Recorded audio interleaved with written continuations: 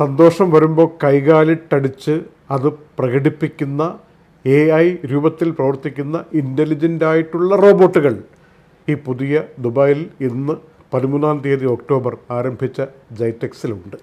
മാത്രമല്ല ഈ പേഴ്സണൽ ആയിട്ടുള്ള കാറുകൾ ഒരു ഗ്രൂപ്പിൻ്റെ അടിസ്ഥാനത്തിലല്ല, അതിൽ ഡ്രൈവർ വേണ്ട, നമ്മളിരുന്ന് വളരെ സുരക്ഷിതമായി പ്രത്യേകിച്ചുള്ള സോണുകൾ വഴി മാത്രം ഓടുന്ന കാറുകളുടെ പ്രദർശനവും ഉണ്ടായി. ഒപ്പം RTA ഒരു വലിയ പരിഷ്കാരം കൊണ്ടുവരികയാണ്. ഈ ബൈക്ക് റൈഡർമാരെ നിരീക്ഷിക്കാൻ വേണ്ടിയുള്ള സംവിധാനം RTA കൊണ്ടുവരാൻ പോവുകയാണ്.